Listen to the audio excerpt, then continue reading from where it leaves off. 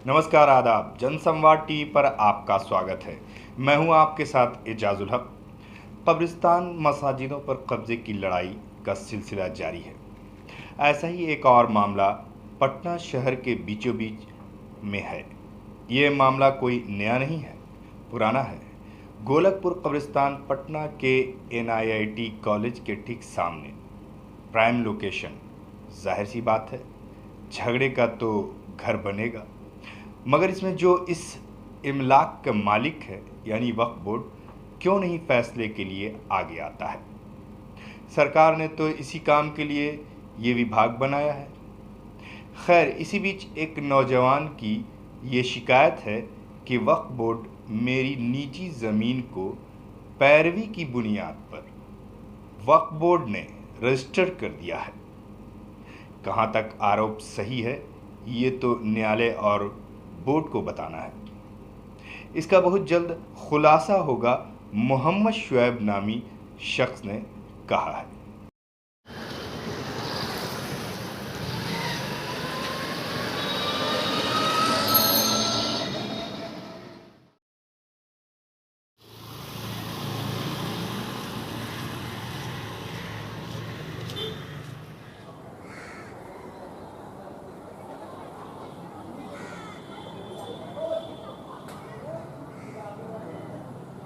गोलकपुर कब्रिस्तान, जिसकी घेराबंदी और जिसके अंदर गोरखन के लिए कंस्ट्रक्शन का काम भी चल रहा है, लेकिन हमारे बीच मोहम्मद शुएब साहब हैं जो ये बता रहे हैं कि ये ज़मीन वक्फ की नहीं है, उनके ख़ानदान की है और ख़ानदानी ज़मीन है।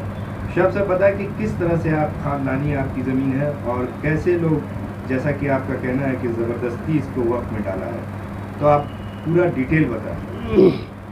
ये मेरी खुद की प्रॉपर्टी है, ठीक है, और रजिस्टर 2 पे भी नाम है, 32-33 पे नाम चढ़ा हुआ है शाह खुदा वक्स का। और ये अनलीगल तरीके से, लीगल तरीके से नहीं, अनलीगल तरीके से इसको रजिस्टर्ड कर दिया, वक्फ में दे दिया, जो हम लोगों के ख़ानदान में नहीं है। ये कब रजिस्टर्ड हुआ? ये 1993 में शायद रजिस्टर्ड किया गया जी। 3 आदमी थे उसमें, SM सलाम थे, SM सलाम थे, ए हलीम, मौलवी ए हलीम और ए हास। ये मिल्लत कमेटी जिसमें 3 अध्यक्ष हैं। एक है रिटायर्ड DSP जेड अहमद, दूसरा अध्यक्ष ये क्या बोलते हैं, यासीन खान, मोहम्मद यासीन खान, जो कि यहीं गोलकपुर के निवासी हैं, और Z Ahmed retired DSP exhibition road के हैं। और एक और अध्यक्ष हैं जो कि अपने आप को अध्यक्ष बोलते हैं, वो हैं, तीसरा नाम है मुश्ताक राहत, जो ये तीनों अपने आप को बोलते हैं कि मिल्लत कमेटी के अध्यक्ष है। और ऐसा कोई कमेटी नहीं है, फेक कमेटी है। मैं वक्फ बोर्ड गया, वक्फ बोर्ड में बैठ के बात किया और बोला कि ऐसा कोई कमेटी नहीं, आप लोग एक्शन लीजिए, आप थाना में जाइए। मगर थाना जो है ना, वो सुनने के लिए तैयार है। प्लॉट नंबर 2 प्लॉट है, 130 और 183, ठीक है। 130 प्लॉट नंबर में ऑलरेडी पहले से मस्जिद है और कब्रिस्तान भी है, ठीक है। मस्जिद अभी चालू है और कब्रिस्तान को बंद कर दिया गया है।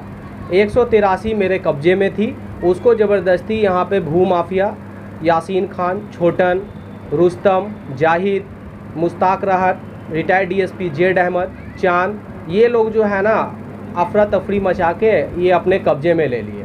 और तो ये जो आपका 183 है, ये कब्रिस्तान नहीं था? जी, ये कब्रिस्तान नहीं था। ज़बरदस्ती ये सिवान, मधुबनी और रिक्शा वाला, ठेला वाला, ये लोगों को दफना के कब्रिस्तान घोषित कर दिया।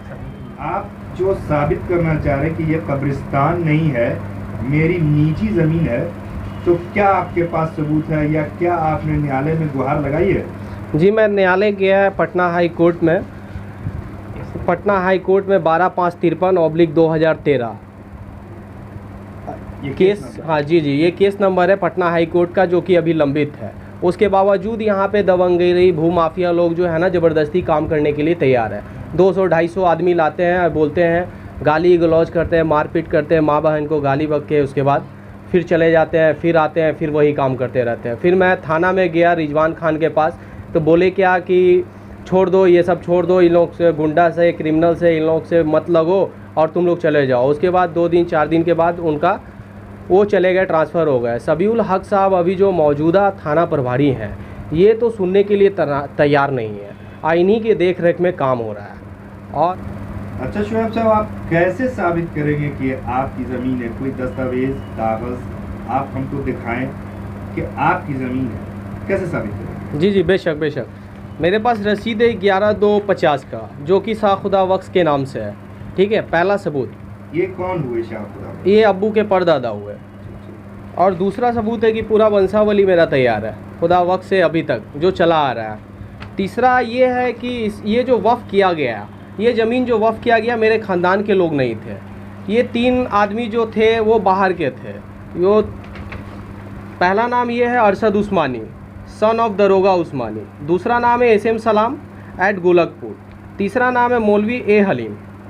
ये 3 आदमी जो हैं ये वफ़ कर दिए मेरे ज़मीन को। मेरी खुद की पर्सनल प्रॉपर्टी थी, ठीक है, और ये वफ़ कर दिए।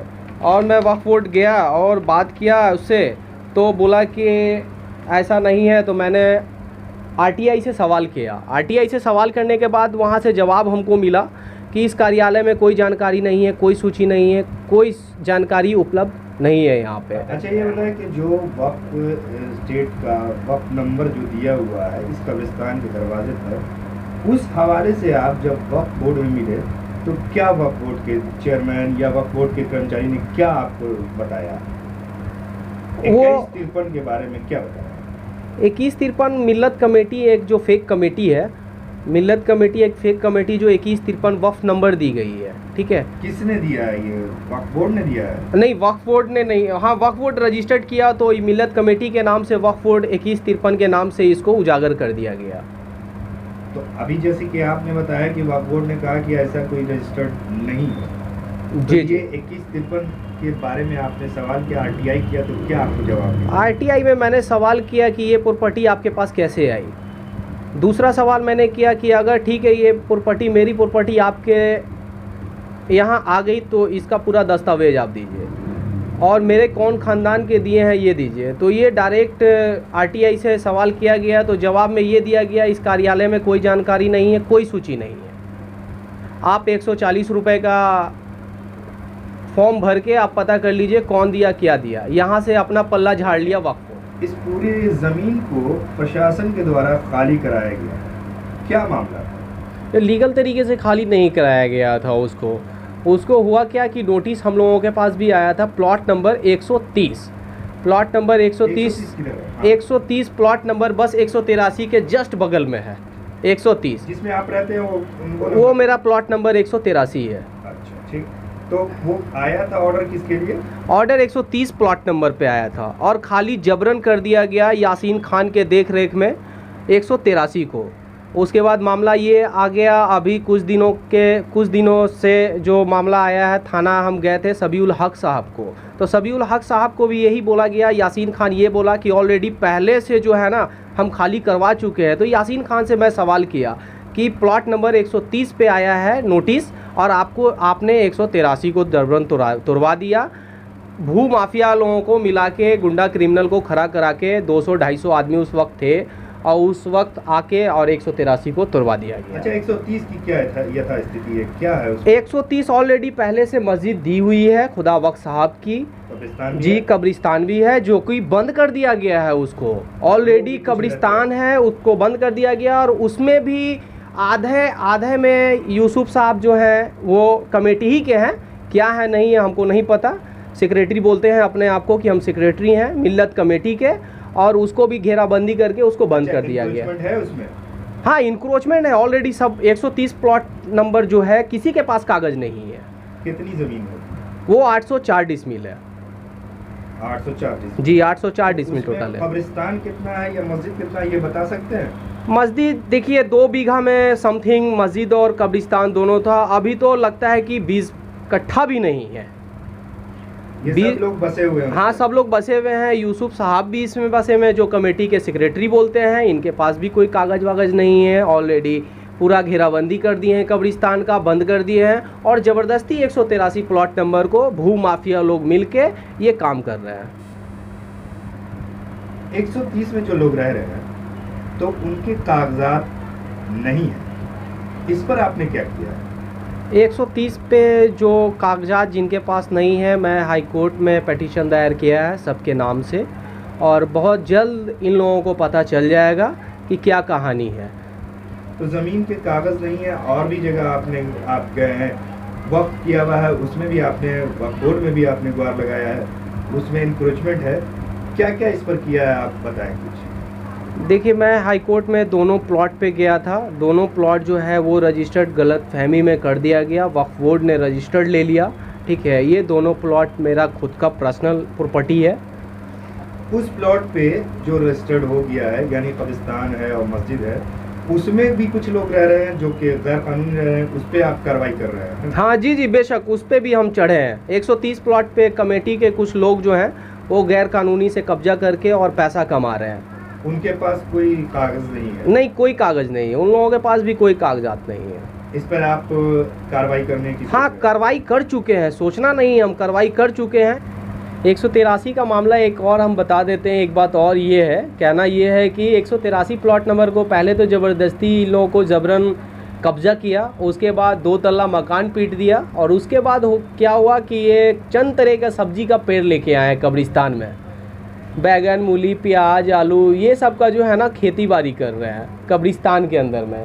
और दूसरी बात ये कि यहाँ पे जो है ना शेटर खोलने की तैयारी की जा रही है। जितने लोग हैं, हाँ, दुकान बनाया जा रहा है यहाँ पे, जो है ना दुकान बनाया जा रहा है। सबको बंदर बाट करके बोला गया है कि तुमको देंगे और तुम लोग मेरा साथ दो, इस तरीके से। कि वो भी न्यायालय में चल रहा है। 12/553 केस नंबर /13। अच्छा, 183 में भी दुकान खोलने की बात हो रही है? जी जी जी, बेशक 183 पे ही दुकान खुलने की बात चल रही है, और न्यू भी खंदाया जा रहा है। बस चंद दिनों में स्टार्ट होगा।